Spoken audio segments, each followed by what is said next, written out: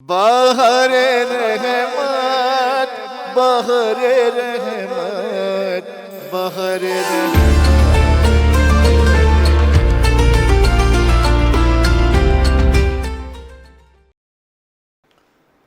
اعوذ باللہ من الشیطان الرجیم بسم اللہ الرحمن الرحیم الحمد للہ رب العالمین والصلاة والسلام علی محمد وعلی آلہ الطیبین الطاہرین واللعنۃ الدائمۃ علی اعدائہم اجمعین اما بعد فقد قال اللہ سبحانہ وتعالی فی کتابہ المجید بسم اللہ الرحمن الرحیم یا ایہا الذین آمنوا اطیعوا اللہ واطیعوا الرسول واولی الامر منکم فإن تنازعتم فی شیء فردوہ الی اللہ ورسولہ ان کنتم تؤمنون باللہ ورسولہ۔ محترم سامعین کرام، آج کے لیے جس آیت کو منتخب کیا سورہ مبارکہ نساء کی 59ویں آیت ہے، آیت نمبر 59۔ خداوند کریم نے اس آیت میں 3 اطاعتوں کو واجب قرار دیا۔ یا ایہا الذین آمنوا اطیعوا اللہ، اے صاحبان ایمان اللہ کی اطاعت کرو، واطیعوا الرسول، اور اللہ کے رسول کی اطاعت کرو، واولی الامر منکم، اور جو تم میں سے صاحبان امر ہیں ان کی اطاعت کرو۔ فَإِن تَنَازَعْتُمْ فِي شَيْءٍ فَرُدُّوهُ إِلَى اللَّهِ وَرَسُولِهِ، پس اگر تمہیں کسی چیز میں جھگڑا ہو جائے، تمہارے درمیان نزاع ہو جائے، تو اس کو پلٹا دو اللہ اور اس کے رسول کی طرف، اگر تم اللہ پر اور روز آخرت پر ایمان لاتے ہو۔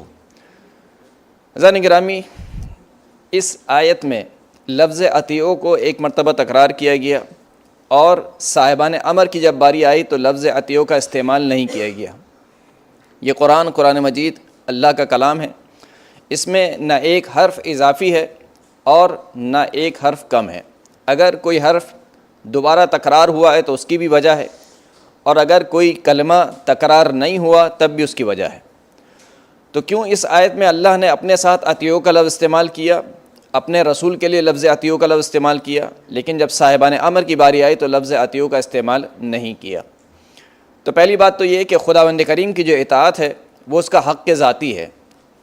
کسی نے اللہ کو حق اطاعت دیا نہیں ہے، لیکن کیونکہ پروردگار عالم خالق ہے، مالک ہے، منعم ہے، نعمت دینے والا ہے، لہٰذا ضروری ہے کہ مخلوق اس کی اطاعت کرے، یعنی خدا کی ذات کا تقاضا یہ ہے کہ اس کی اطاعت کی جائے، حق ذاتی ہے اس کا، لہٰذا پروردگار عالم نے اپنے لیے اطیعوا کا لفظ استعمال کیا۔ جب رسول کی باری آئی تو رسول خدا کا جو حق اطاعت ہے وہ حق ذاتی نہیں ہے، بلکہ پروردگار عالم کا دیا ہوا ہے۔ وما ارسلنا من رسول الا لیطاع باذنہ، ہم نے کسی رسول کو نہیں بھیجا مگر یہ کہ وہ اللہ کے اذن سے اس کی اطاعت کی جائے۔ تو اللہ نے اذن دیا ہے، اللہ نے حق اطاعت دیا ہے رسول خدا کو، لہٰذا رسول خدا کی اطاعت کی جائے گی۔ بس یہ فرق واضح ہو گیا کہ اللہ کی اطاعت حق ذاتی ہے، رسول کی اطاعت اللہ کا دیا ہوا حق ہے۔ اب اگر کوئی کہے کہ کیا فرق پڑتا ہے، رسول کی اطاعت اللہ کی اطاعت ہے، اللہ کی اطاعت رسول کی اطاعت ہے، جو کچھ اللہ کے رسول بیان کرتے ہیں وہ وہی کچھ تو ہے جو اللہ نے بیان کیا، تو پھر یہ الگ سے بار بار قرآن مجید کیوں تکرار کر رہا ہے؟ اور نہ جانے قرآن مجید کی کتنی آیات ہیں کہ جس میں کہا گیا کہ یا ایھا الذین آمنوا اطیعوا اللہ واطیعوا الرسول، اے صاحبان ایمان اللہ کی اطاعت کرو، اللہ کے رسول کی اطاعت کرو۔ یہی نہیں بلکہ کہا گیا کہ تم اس وقت تک ایمان نہیں لا سکتے، فلا وربک لا یؤمنون، تم اس وقت تک، تیرے پروردگار کی قسم، یہ اس وقت تک ایمان نہیں لا سکتے، حتی یحکموک فیما شجر بینہم، کہ جب تک اے رسول تجھے اپنے باہمی جھگڑوں میں حاکم نہ بنا لیں، اور پھر جو تو فیصلہ سنا دے، ثم لا یجدوا فی انفسہم حرجا مما قضیت، جو بھی تیرا فیصلہ ہو اس فیصلے کے متعلق دل میں یہ کجی نہ آنے پائے کہ شاید اللہ کے رسول نے صحیح فیصلہ نہیں سنایا، وَيُسَلِّمُ تسلیمہ، اور تیرے فیصلے کے آگے 100% سر تسلیم خم ہو جائیں۔ تو اب اگر کوئی کہے کہ کیا فرق ہے اللہ کی اطاعت میں اور اللہ کے رسول کی اطاعت میں، تو خداوند کریم نے قرآن مجید میں حکم نازل کیا کہ اقیموا الصلاۃ، نماز قائم کرو۔ اللہ نے وہ حکم مسلمانوں کو بتلا دیا کہ دیکھو پروردگار عالم کے یہاں سے وہی نازل ہوئی ہے کہ اقیموا الصلاۃ، نماز قائم کرو۔ لیکن اب نماز کیسے قائم کی جائے؟ فجر کی 2 رکعت پڑھو، ظہر کی 4 رکعت، عصر کی 4 رکعت، مغرب کی 3 رکعت اور عشاء کی 4 رکعت۔ اب اگر کوئی اٹھ کر یہ کہے کہ پروردگار عالم نے تو فقط یہ کہا تھا کہ اقیموا الصلاۃ، نماز قائم کرو، اب ہماری جیسی مرضی ہم نماز قائم کریں، آپ کون ہوتے ہیں کہ کہیں کہ فجر کی 2 رکعت پڑھو، ظہر کی 4 رکعت پڑھو، عصر کی 4 رکعت پڑھو، مغرب کی 3 رکعت پڑھو، عشاء کی 4 رکعت پڑھو؟ تو یہاں پر یہ آیت سمجھ میں آتی ہے کہ اطیعوا اللہ و اطیعوا الرسول. ایسا نہیں ہے کہ تم فقط کہو کہ بس اللہ کی اطاعت کرنی ہے اور ہمارا رسول کچھ بھی نہیں ہے. نہیں، جو تفسیر اور تبیین ہمارا رسول کرے اس کی بھی اطاعت کرو، جو شریعت ہمارا رسول بیان کرے اس کی اطاعت کرو. لہٰذا جس طریقے سے اللہ کی اطاعت واجب ہے بعینی اسی طریقے سے رسول اللہ کی اطاعت واجب ہے. اب اس کے بعد اگلے مرحلے پر چلتے ہیں.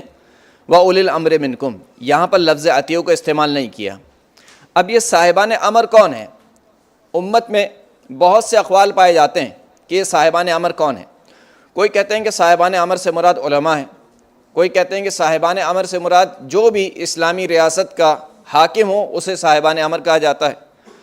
کچھ لوگ کہتے ہیں کہ صاحبان امر سے مراد وہ افراد ہیں کہ جن کو اللہ کے رسول غزوات میں ولی بنا کر بھیجتے تھے، حاکم بنا کر بھیجتے تھے، وہ مراد ہیں. اور اسی طریقے کے بہت سارے اقوال پائے جاتے ہیں. لیکن آیت کیا کہہ رہی ہے؟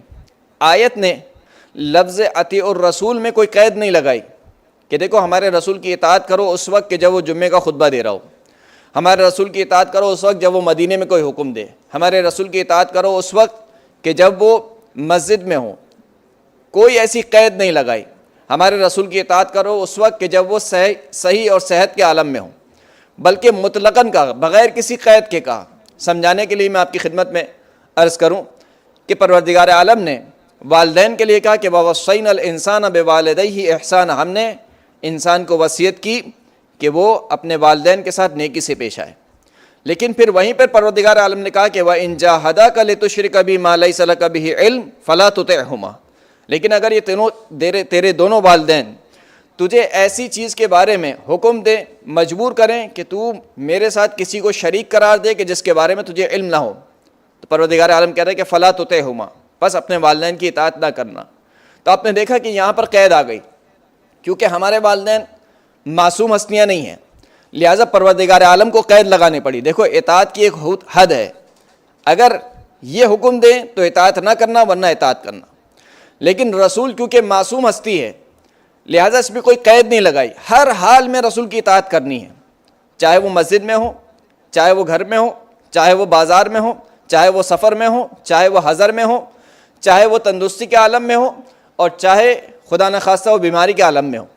تو اگر مان بھی لیا جائے کہ نعوذ باللہ ثم نعوذ باللہ اللہ کے رسول پر ہذیان طاری ہو گیا تھا، تو اس وقت جب اللہ کے رسول نے قلم و دوات مانگا تھا اس وقت بھی مسلمانوں پر اس آیت کے تحت واجب تھا کہ قلم اور دوات لا کر دیتے، اس لیے کہ رسول اللہ کی اطاعت مطلقاً واجب ہے. اب یہ بات آپ نے سمجھ لی. اب جب صاحبان امر کی باری آئی تو وہاں پر بھی کوئی قید نہیں لگائی. جس طریقے سے اللہ کے رسول کی اطاعت بغیر کسی قید و شرط کے واجب قرار دی، بعین ہی اسی طریقے سے صاحبان امر کی اطاعت بغیر کسی قید اور شرط کے واجب قرار دی. پر اس کا مطلب یہ ہوا کہ یہ صاحبان امر جو کوئی بھی ہو اس کو صفات اور کردار میں رسول اللہ کی صفات اور کردار کی طرح ہونا چاہیے، یعنی معصوم ہستیاں ہونا چاہیے.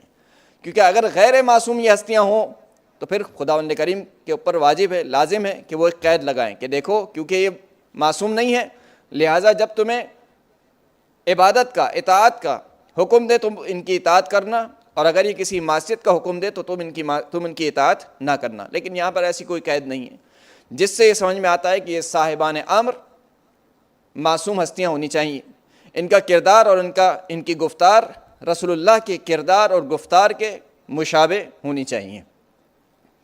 اب یہ صاحبان امر کون ہستیاں ہیں؟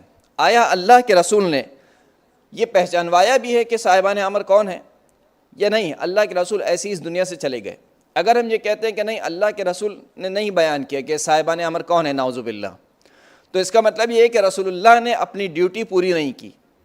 رسول اللہ کا ایک وظیفہ یہ تھا کہ وہ قرآن مجید کو بیان کر کے جائیں، اور اگر ہم کہتے ہیں کہ اللہ کے رسول نے بیان نہیں کیا، نعوذ باللہ، تو اس کا صاف سا مطلب یہ نکلتا ہے کہ اللہ کے رسول نے اپنے وظیفے پر عمل نہیں کیا. اس کا مطلب یہ ہے کہ اللہ کے رسول بیان کر کے گئے ہیں کہ وہ صاحبان امر کون ہیں، اور ایک جگہ نہیں کئی مواقع پر اللہ کے رسول بیان کر کے گئے ہیں. بلکہ اگر میں یوں کہوں کہ پہلی دعوت سے لے کر آخری دعوت تک اللہ کے رسول نے ہر موقع پر تقریباً جا بجا ولی امر کو سمجھایا ہے. ولی امر یعنی صاحبان امر. صاحبان امر کون ہیں؟ وہی کہ سورہ مبارکہ انا انزلنا میں جب خداوند کریم ارشاد فرماتا ہے کہ تنزل الملائکۃ والروح، کہ ملائکہ اور روح نازل ہوتے ہیں بِإِذْنِ رَبِّهِمْ، اپنے رب کے اذن سے، من کل امر سلام، ہر سلامتی والا امر لے کر۔ تو اللہ کے رسول تو اس دنیا سے چلے گئے، اب یہ شب قدر ہر سال آ رہی ہے، اور پروردگار کہہ رہا ہے کہ ہر سال شب قدر میں ملائکہ نازل ہوتے ہیں۔ تو سوال یہ ہے کہ یہ ملائکہ کس پر نازل ہوتے ہیں اور کس پر امر لے کر نازل ہوتے ہیں؟ یقیناً یہ جس پر بھی نازل ہوتے ہیں یہ وہی ہیں کہ جو صاحبان امر ہیں، اس لیے کہ یہ امر صاحب امر کے علاوہ کسی پر نازل نہیں ہوتا۔ آج تک کوئی مسلمان کھڑا نہیں ہوا کہ کہے کہ شب قدر میں مجھ پر فرشتے نازل ہوتے ہیں، سوائے اہل بیت اطہار کے امت میں کسی نے یہ دعویٰ نہیں کیا کہ ان کے اوپر فرشتے شب قدر میں نازل ہوتے ہیں۔ یہی وجہ ہے کہ آج چونکہ ولادت کا دن بھی ہے امام حسن مجتبیٰ کا، جب مولا کائنات کی شہادت واقع ہو چکی تو امام نے خطبہ دیا، خداوند کریم کی حمد و ثنا کی امام حسن مجتبیٰ نے۔ خداوند کریم کی حمد و ثنا کرنے کے بعد فرمایا کہ نحن حزب اللہ الغالبون، ہم خداوند کریم کا وہ گروہ ہے کہ جو غالب آنے والا گروہ ہے۔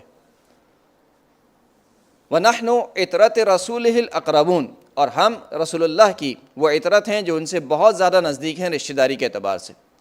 وَأَهْلُ بَيْتِهِ الطَّيِّبُونَ الطَّاهِرُونَ، اور ہم رسول اللہ کے وہ اہل بیت اطہار ہیں کہ جن کو خداوند کریم نے پاک اور پاکیزہ رکھا ہے۔ اور پھر اس کے بعد فرمایا کہ نحن احد الثقلین اللذین خلفہما رسول اللہ فی امتہ، ہم ان دو گراں قدر چیزوں میں سے ایک ہے کہ جن کو اللہ کے رسول نے اپنی امت پر پیچھے چھوڑا ہے۔ اور پھر اس کے بعد فرمایا کہ ہم ہی کتاب خدا کی تلاوت کرنے والے ہیں۔ فالمعول علینا فی تفسیرہ، بس قرآن مجید کی تفسیر میں ہم پر اعتماد کیا جائے گا، ہمارے علاوہ کسی سے تفسیر نہیں لی جائے گی، ہم پر اعتماد کیا جائے گا، کیونکہ اللہ کے رسول نے قرآن مجید کو کا جو ہم پلہ قرار دیا وہ اہل بیت اطہار کو قرار دیا۔ اور پھر اس کے بعد فرمایا کہ لا نتظن تأویلہ، ہم قرآن مجید کی جو تعویل ہے اس میں ظن اور گمان اور احتمال کا شکار نہیں ہوتے ہیں کہ ہم کہیں کہ اس آیت سے شاید یہ مطلب ہو، شاید یہ مطلب ہو، ہماری ڈکشنری میں شاید نہیں پایا جاتا ہے، بل نتیقن فی حقائقہ، بلکہ قرآن مجید کے جو حقائق ہیں ہم اس کے بارے میں یقین کی منزل پر ہیں۔ اور پھر اس کے بعد امام نے فرمایا کہ دیکھو ہم وہ افراد ہیں کہ جن کی اطاعت کو واجب قرار دیا جب پروردگار عالم نے ہماری اطاعت کو اپنی اطاعت کے ساتھ اور اللہ کے رسول کی اطاعت کے ساتھ برابر کر کے بیان کیا۔ اور پھر امام حسن مجتبیٰ نے اسی آیت کی تلاوت فرمائی، یا ایھا الذین آمنوا اطیعوا اللہ واطیعوا الرسول واولی الامر منکم، کہ صاحبان ایمان تم پر اللہ کی اطاعت کو واجب قرار دیا گیا، اللہ کے رسول کی اطاعت کو واجب قرار دیا گیا، اور صاحبان امر کی اطاعت کو واجب قرار دیا گیا۔ وآخر الدعوانا ان الحمد للہ رب العالمین۔ بہر رحمت، بہر رحمت، بہر رحمت۔